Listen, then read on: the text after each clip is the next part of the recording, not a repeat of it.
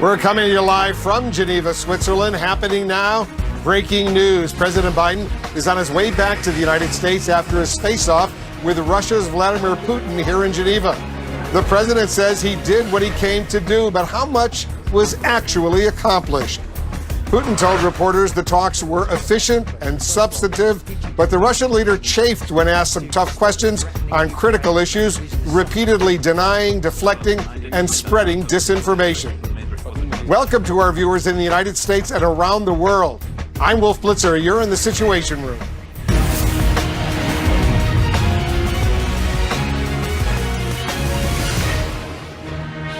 This is CNN Breaking News. We're nearing the end of a historic day here in Geneva, scene of the first summit meeting between President Biden and Russian President Putin, both leaders describing their hours of talks in mostly positive terms. Our senior White House correspondent, Phil Mattingly, is joining us right now. Phil, President Biden and President Putin, they covered a lot of ground today. Yeah, no question about it, Wolf. And if you just think through what President Biden has done over the course of the last several days, 3 high-stakes summits with U.S. allies, dozens of meetings and conversations with European and North American leaders, all pushing to this one moment, sitting down with President Vladimir Putin in the hopes of not necessarily reaching a breakthrough, but at least incrementally moving the relationship above where it currently sits. I did what I came to do. Tonight, President Biden emerging from the highest stakes moment of his young presidency, satisfied. It was important to meet in person, so there can be no mistake about or misrepresentations about what I wanted to communicate. I told President Putin my agenda is not against Russia or anyone else. It's for the American people. A summit that started with a long-awaited handshake and came to a close after roughly 3 hours of direct talks between Biden and Russian President Vladimir Putin. But Biden departing a scenic backdrop steeped in diplomatic history, with no shortage of open questions still outstanding, as the U.S. and Russia seek to emerge from a low point in post-Cold War relations. This is not about trust. This is about self-interest and verification of self-interest. That's what it's about. Biden laying out red lines on cyber attacks that have become pervasive in recent years, specifically outlining 16 entities defined as critical infrastructure that both sides should agree are off limits. The principle is one thing.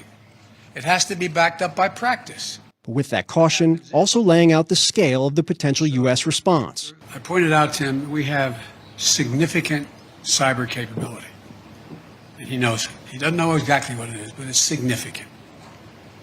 And if in fact they violate these basic norms, we will respond. And as ransomware attacks buckled several critical American companies in recent weeks, this not so subtle note. I looked at him and I said, well, how would you feel if ransomware took on the pipelines from your oil fields? He said it would matter. But Putin, in his own press conference, continuing to deflect on an issue U.S. intelligence has explicitly attributed to his country. As for American sources, they've said that most of the cyber attacks in the world are carried out from the cyber realm of the United States. I made it clear to him that I believe the consequences of that would be devastating for Russia. But both leaders described the tone of the 2 sessions as businesslike. I think that both of these sides showed a willingness to understand one another and to find ways to bring our positions closer together. And productive. There wasn't any strident action taken. It was not done in a hyperbolic atmosphere.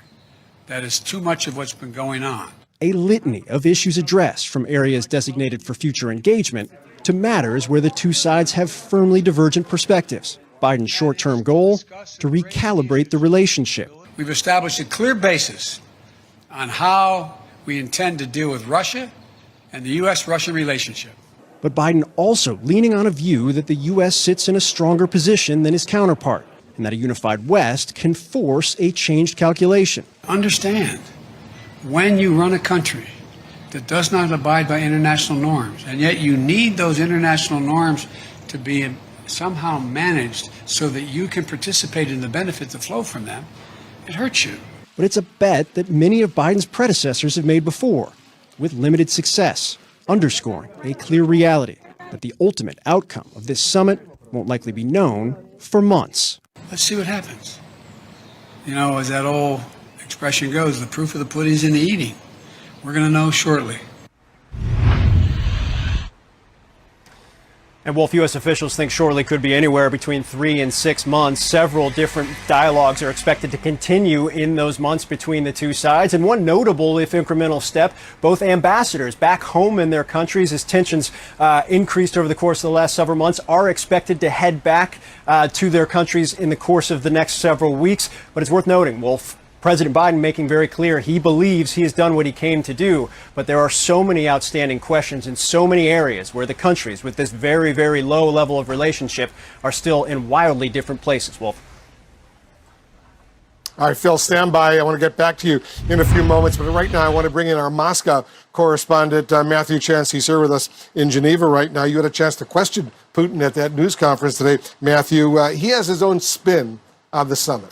Yeah, we heard Phil there saying that Biden got what he wanted to do done at this summit. I think Putin did as well. I mean, he came here, looking for a symbolic victory, and he managed to do that. He stood on the same stage but in the same room as President Biden. He was treated as an equal. That would play very well to his domestic audience back home and to, tin pot dictatorships that look to him for guidance around the world, quite frankly.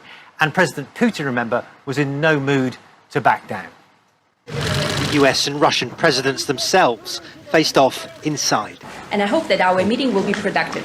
It's always better to meet face to face. Always better to meet face to face, he said, the words drowned out by the scuffles. What had the undiplomatic start to this controversial meeting set the tone. Could you characterize the dynamic between yourself and President Biden? Was it hostile or was it friendly? I think there was no hostility, quite the contrary. We don't share the same positions in many areas, but I think that both of these sides showed a willingness to understand one another and to find ways to bring our positions closer together. Attacks emanating from Russia are also a major thorn in the relationship side, and something President Biden wants stopped. Secondly, throughout these conversations, did you commit to ceasing carrying out cyber attacks on the United States? Did you commit to stopping threatening Ukraine's security? And did you commit to stop cracking down on the opposition in Russia? As for cybersecurity, we reached an agreement, chiefly that we will start negotiations on that. I think that's extremely important. It was only a partial answer, and the press conference almost moved on. But to his credit, President Putin took my follow-up. Was some of the question not answered? That's correct, and thank you very much for coming back to me, sir. So there were two other parts of the question. The first one is, did you commit in these meetings to stop threatening Ukraine? Remember, the reason this summit was called in the first place, or the timing of it, was when Russia was building up lots of forces across the border from Ukraine. And the second part of the question, the third part of the question, was, did you commit to stopping your crackdown against the opposition groups inside Russia led by Alexei Navalny? All right, well, some agreement then, but no real agreement, no real movement on the part of President Putin on those core areas of disagreement: Ukraine, cyber warfare, and the crackdown at home. Yeah, good point. Excellent questioning as well. Stick around. I also want to bring in our CNN reporter, Natasha Bertrand. Our senior White House correspondent, Phil Mattingly, is still with us as well. Natasha, considering how low the U.S.-Russian relationship had gotten in recent years, and the respectful words both of these leaders were at least uttering today, could this summit be seen as a success? I think that remains to be seen, Wolf, and this is something that President Biden emphasized during his press conference as well, is that now is when the real hard work starts. After this summit, they're going to be negotiating over the next 3 to 6 months to see if anything that they discussed at this summit today can actually be delivered, can actually be negotiated on, and can actually improve relations between the U.S. and Russia. But I think that it would be impossible to look at this summit and this meeting between Putin and Biden without comparing it to President Trump and the last meeting in Helsinki that Trump had with President Putin. Part of the reason why they wanted to have this summit is not to reset the relationship, which the White House, of course, hates saying, but maybe to recalibrate it from a president who Putin could use to divide and to undermine Western democracy to sow chaos in the West and in the United States, to a president who stands for, frankly, the complete opposite of that, who had all of these meetings with G7 and EU and NATO allies beforehand so that he could actually come to this meeting with the wind at his back, as White House officials have been saying to us, with this united front against the Russians and Vladimir Putin, frankly, who still see themselves, frankly, in opposition to the West. And so I think that this is going to be a starting point for the president, who really likes to have these face-to-face conversations with foreign leaders, and the Russian president to kind of figure each other out a bit, see how the relationship can move forward, if at all. Of course, Putin really did not budge on a number of issues today, so we'll see whether that's even plausible. But again, this is the White House's attempt to kind of recalibrate the relationship after 4 years of, frankly, chaos in the U.S.-Russia relationship. Having watched both of these men over the years, I will say that both of these presidents seem to be in their respectful elements today and enjoyed what they were doing. Phil, did President Biden, from your perspective, go far enough to make it clear that Russia will face serious consequences for its malign behavior?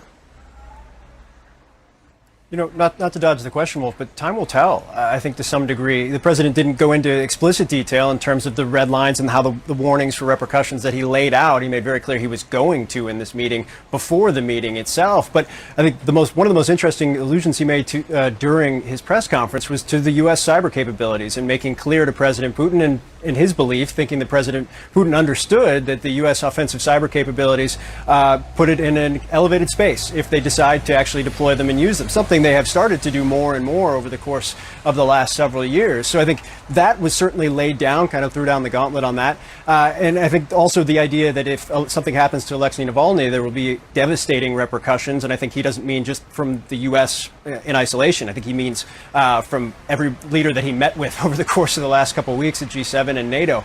I do think, Wolf, in order to back it up, those meetings that he had coming into it are extremely important. The ability to be able to kind of unify the West if they're going to have to push sanctions, things of that nature, is extremely important. But I think that sanctions haven't worked to change behavior over the course of the last 7 years. And so the idea that the U.S. is willing to deploy offensive cyber capabilities, and the president laying out how good he thinks they are, and perhaps President Putin knows they are, is an important element here. It certainly is. Natasha, just about 3 years ago in Helsinki in 2018, when then President Trump was standing next to Putin, and Trump, as we all remember, sided with Putin as opposed to his own U.S. intelligence agencies when it comes to Russia's interference in the 2016 election. So even if President Biden now doesn't come away with some big wins, if you will, at least he was, for all practical purposes, addressing that in his own way. He was, and this is, again, I think, why the White House really wanted to push for this summit.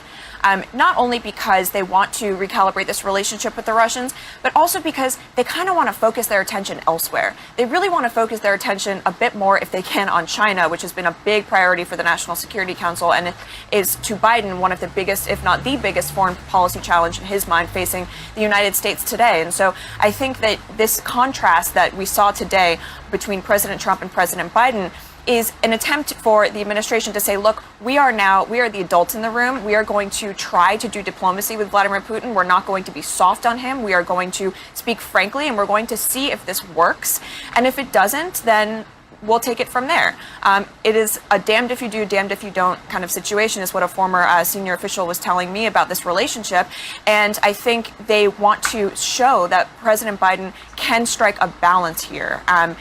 Again, President Putin is kind of the wild card in this situation. He's unpredictable. It remains to be seen whether he's going to want to work at all with the U.S. on any of these issues. It is, frankly, unlikely in a lot of areas, but they're trying in this instance. I thought it was significant, Matthew. Putin, he spoke first. There were two separate news conferences. Putin went first. Biden wrapped things up, but it was Putin who announced that the U.S. ambassador in Moscow would return. The Russian ambassador in Washington would return. It was Putin who announced that when it comes to the cyber warfare issue, there would be substantive discussions between both countries going forward.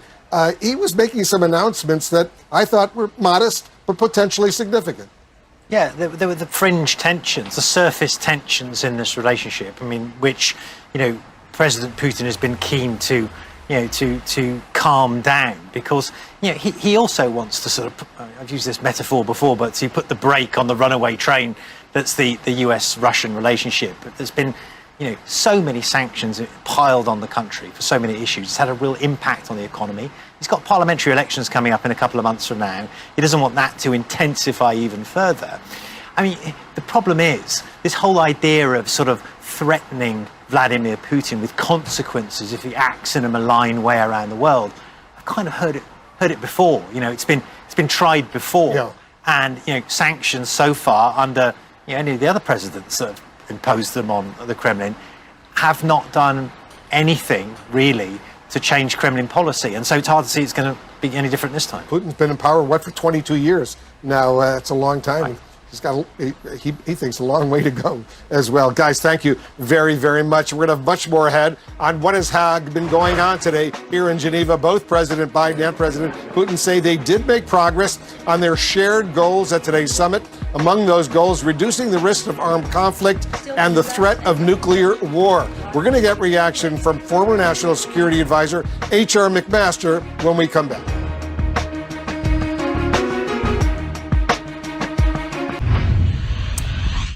A joint U.S.-Russian statement issued after today's Biden-Putin summit here in Geneva, looking at live pictures right now, noted that even in periods of tension, the United States and Russia are able to make progress on their shared goals, including reducing the risk of armed conflicts and the threat of nuclear war. Let's get the insights right now. Former Trump administration National Security Advisor H.R. McMaster. He's the author of the book, Battlegrounds, the fight to defend the free world. General, thank you so much for joining us. How important is it to America's national security for President Biden to warn Putin in person that there will be consequences for malign behavior?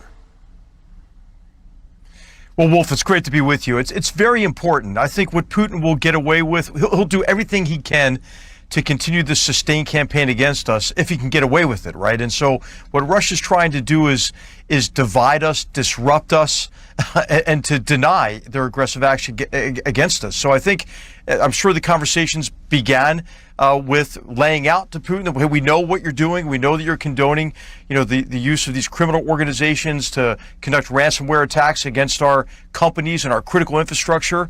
And I think he probably communicated to him that we will regard these just like we would regard physical attacks in the future. And there's going to be a price that you're going to have to pay if you continue this aggression. So I think it was an important message to deliver. And now, of course, we just have to watch to see how Putin responds. And if there is a drop in these ransomware attacks, which, as you know, have increased by orders of magnitude in the last couple of months. And as you know, back in 2018, in that meeting that then President Trump had with Putin in Helsinki, Trump sided with Putin over the U.S. intelligence community's assessment on Russian interference in the 2016 presidential election in the U.S. How far did President Biden go today, General, in trying to correct this relationship? Well, I think it's really important, Wolf, to pull the curtain back on what Russia does, right? It's a campaign of disruption, disinformation, and denial. And my friend Mark Sedwell, the old National Security Advisor for the UK, he called it implausible deniability, right? I mean, Putin endeavors to literally get away with murder. And so it's important for us to all speak with one voice across the free world and among those countries that are targeted by this Russian aggression and pull the curtain back on his activity. It's important not to give Putin space to operate, because you saw in that press conference today, he was conducting an operation against us there, right? This was part of his continued effort to polarize Americans, pit us against each other, and most importantly, reduce our confidence in who we are as a people and in our democratic institutions and processes, and to suggest a kind of moral equivalency, between his murderous actions and repression of his people, his aggressive acts abroad, his enabling of serial episodes of mass homicide in Syria, for example, suggesting a moral equivalence between us and Russia. It's ludicrous, but he's brazen, and he's a very smooth, savvy liar and operator. And you were President Trump's national security advisor he doesn't seem to, he didn't agree with you on these kinds of issues, what Russia was really up to in the United States. He almost always sided with Russia, and we certainly saw that very vividly at Helsinki. Why do you think he was like that? Well, Wolf, what he did is he conflated three related questions, but distinct questions. Did Russia attack our elections as part of their sustained campaign of political subversion against us? The answer to that is, heck yes, they did. The second is, did Russia really care who won? Were they trying to tip the scales? I personally don't believe they were. I think what Russia really wanted to do is to ensure that a large number of Americans doubted the legitimacy of the result. And I think in 2016, Vladimir Putin was just as surprised as maybe you and Donald Trump was that he won the election. And then finally, did that meddling, did that attack, did that disinformation and propaganda have an effect on the election? We'll never know that. But President Trump had a hard time separating those. And so what's really important is for no American politician to give Putin space. What happens, Wolf, across the political divide and spectrum these days is too many of our leaders compromise principle to score partisan political points. And when they do that, with unfounded claims of mass fraud during the election or these crazy conspiracy theories, they play into Putin's hands. They certainly do. As you know, and as you heard, President Biden ticked off several areas of possible cooperation with Russia. He mentioned Afghanistan, Syria, the Arctic, for example. You served more than 3 decades in the U.S. Army. You retired as a general. How closely do American and Russian interests actually align in those areas? They don't align because Putin is driven by not only interest, but by emotion. Wolf, this is a man who is driven mainly by a sense of honor lost after the collapse of the Soviet Union at the end of the Cold War, and an associated drive to restore Russia to national greatness. And the only way he can do that, because he can't compete with us on his own terms, is with this campaign of disruption, disinformation, and denial, and an effort really to drag all of us down or to help us drag ourselves down under the theory that he can be the last man standing. So it's really important for us to compete effectively with Russia, first of all, by strengthening ourselves. Stop being our own worst enemies. Americans, I think, at this point need to recognize the threat, Wolf, come together, restore our confidence in who we are as a people and in our democratic principles and institutions and processes. That would be so good if that were to happen. General McMaster, thanks so much for joining us. Appreciate it very much. Up next, how will President Biden's summit performance play at home, where his domestic agenda right now seems to be stalling?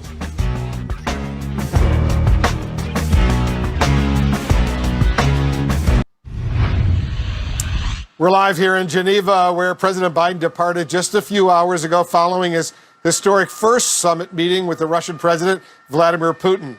Before he left Geneva, Mr. Biden took questions from reporters, one of which he apparently did not like. Listen to this exchange he had with our chief White House correspondent, Caitlin Collins.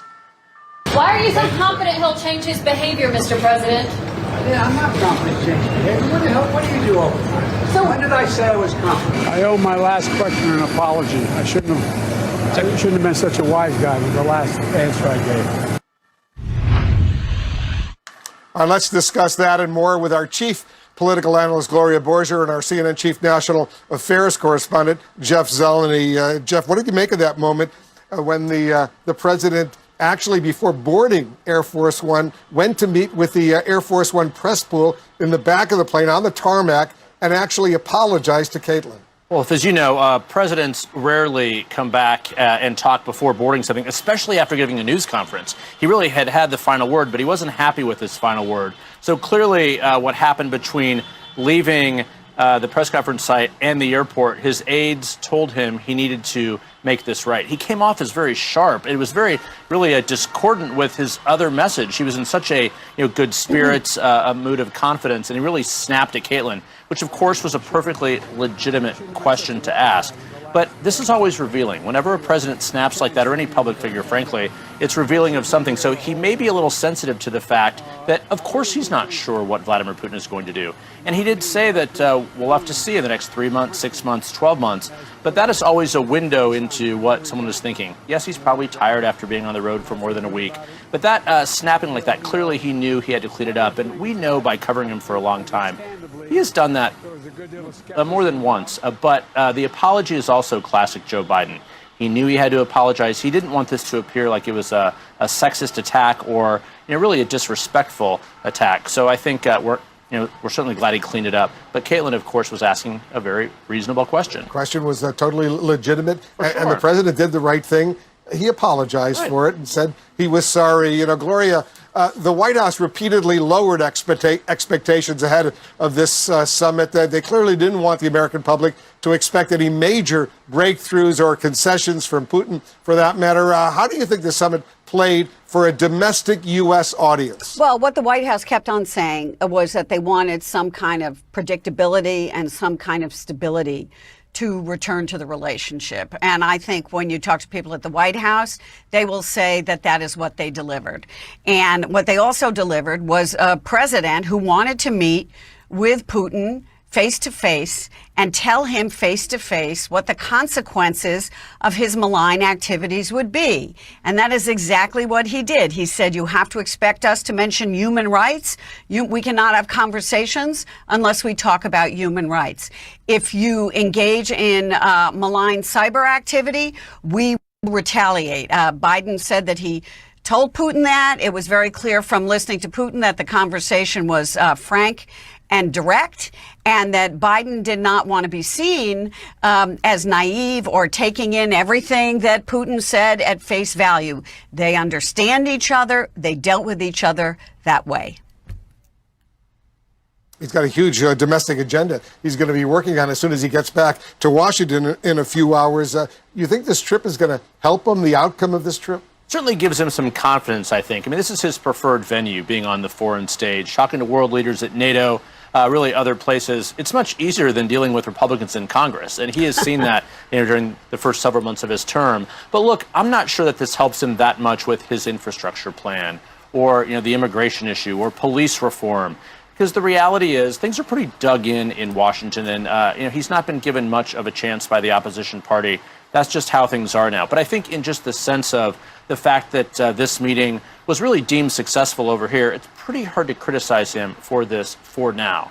So we will see what other it brings. But on infrastructure, this has been working behind the scenes. He was asked today if he's up to speed on the details. He said, no, I'm not, quite frankly. But Ron Klain, the White House chief of staff, who's back in Washington during all this, has been following all this. So tomorrow, a little bit to more details. But there are significant divisions among Democrats, which he'll have to help heal.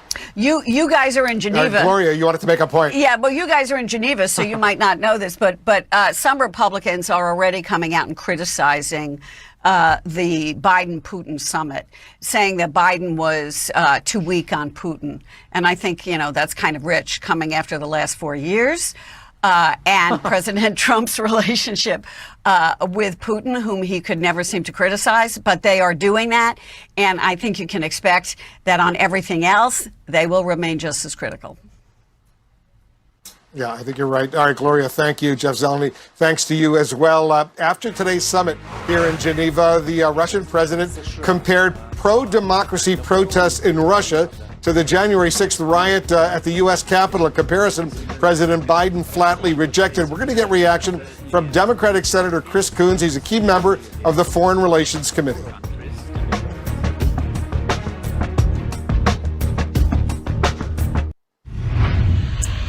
We're live here in Geneva, where President Biden and President Putin met today. Before heading back to Washington, President Biden described the tone of their summit as good and positive. President Putin called the talks efficient and substantive, but Putin also dodged questions about his crackdown on dissidents, trying to equate it to the demonstrations after the death of George Floyd and the arrests after the January 6th riot at the U.S. Capitol. Listen to this. America just recently had very severe events after well-known events after a killing of an African American. And an entire movement developed known as Black Lives Matter. What we saw was disorder, destruction, violations of the law. We don't want that to happen on our territory. People came to the U.S. Congress with political demands. 400 people. Over 400 people had criminal charges placed on them. They face prison sentences of up to 20, maybe even 25 years. They're being called domestic terrorists. It's unclear on what grounds. Some people died, and one of the people that died, that was simply shot on the spot by the police, although they were not threatening the police with any weapons. All right, let's discuss with Democratic Senator Chris Coons of Delaware. He's a key member of the Senate Foreign Relations Committee, also very close to the President of the United States. That was classic Russian whataboutism, as it's called. But do Americans' domestic divisions help Putin undermine U.S. democracy?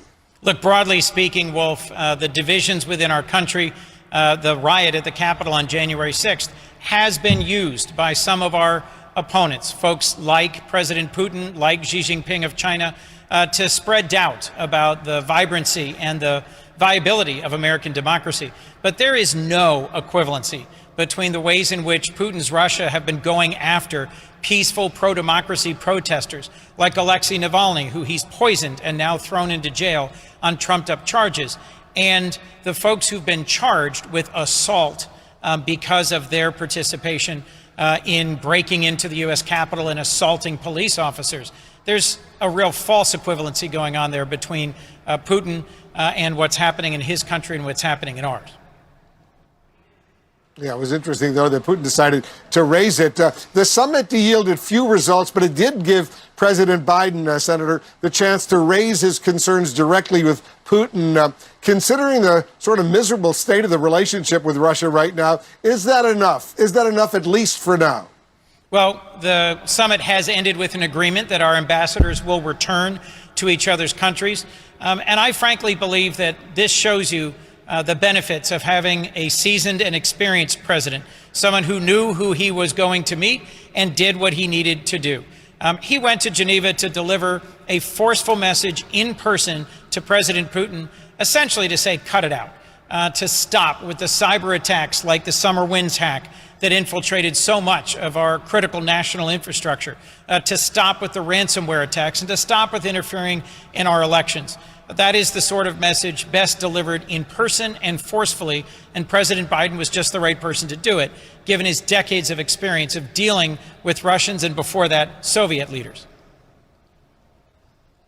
Senator, I know we only have a minute left, but very quickly, I understand 20 senators, 10 Democrats, 10 Republicans, including you're a Democrat, reached some sort of compromise on infrastructure spending. You'll need 60 senators. Are you going to get to 60? And will President Biden, your good friend, will he support your latest compromise? I'm hopeful. Wolf, the last